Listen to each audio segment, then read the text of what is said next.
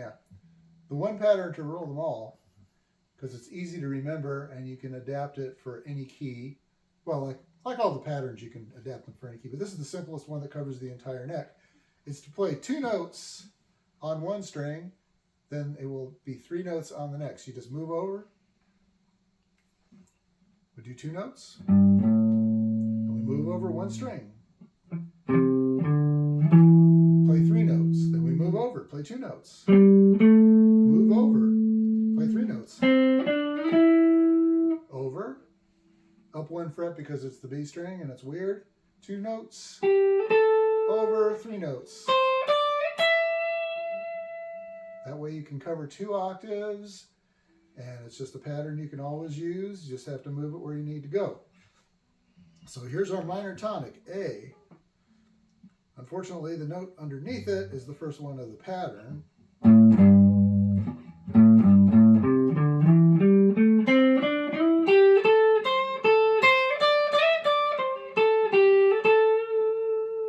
You don't have to play the entire pattern. You can just play any part of it and mess around with it.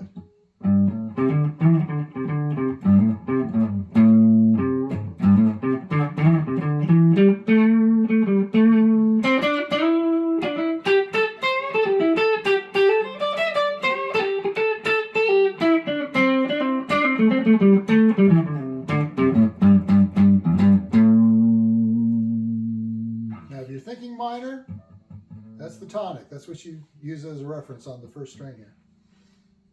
For any key that it's going to work easily with it, you have enough room for it. You could move it up and do it in B flat minor instead of A.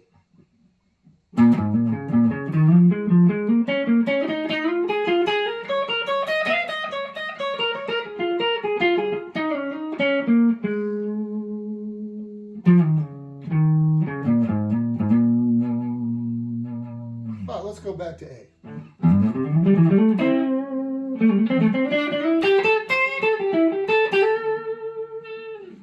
So A minor, or if you're thinking more like in a C thing, there's your tonic on the second string on the A, well, second from the lowest, so the 5th string, the A string. That's your tonic. You can go back down to the relative minor below it, and the note below that.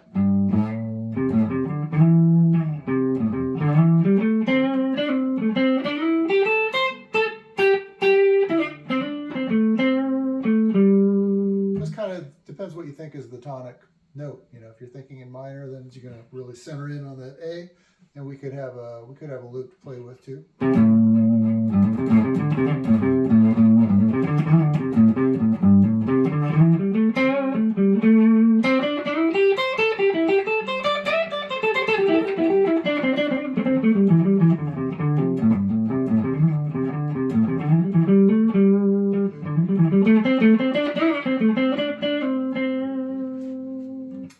One interesting thing about this is that when you're about to go up to that 3rd note where you got a 3-note pattern,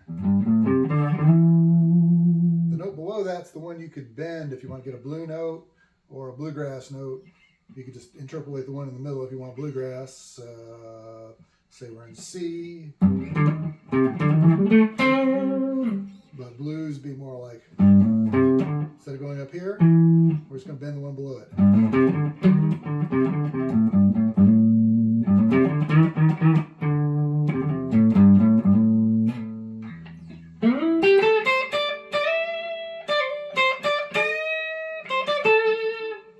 When you bend, it doesn't have to be perfectly up to the next note, depending what you're trying to do. It could be.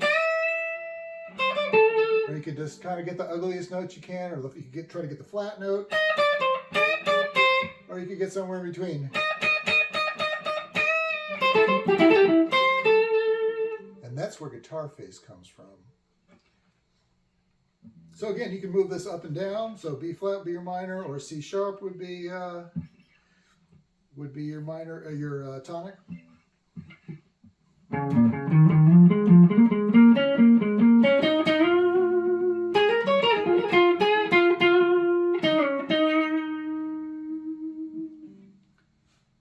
And so forth. Now the problem is, on some of these, you're going to run out of space going way up the neck. So, reverse the pattern. Yes, reverse the pattern. Start with G.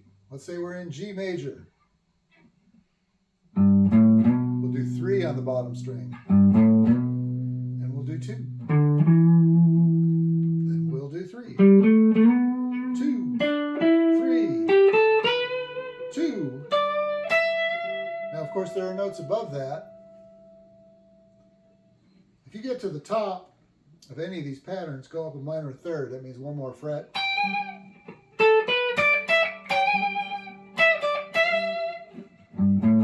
Okay.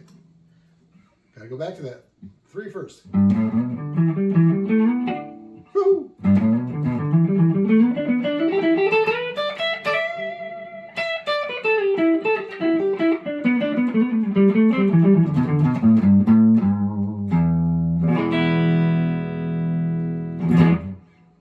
So you've got 2 patterns, but it's always 2 and 3 or 3 and 2. Covers the entire neck. You get to the top of one of those climbs on 1 string, you move over. Or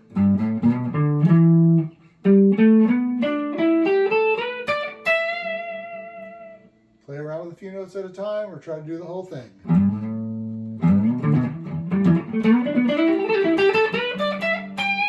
then an extra note on top. Also, you got a bonus note on the bottom sometimes. If you're in A, you got E as part of that pattern, like A minor, E is part of that pattern.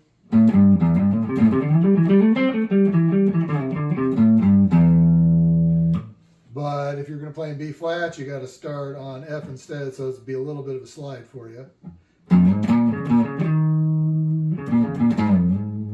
But so you don't count this one. 1, 2. Don't count this one. 1, 2.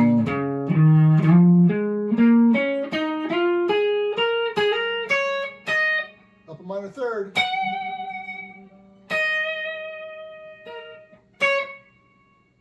Whoops. I don't usually play this way. I usually play across.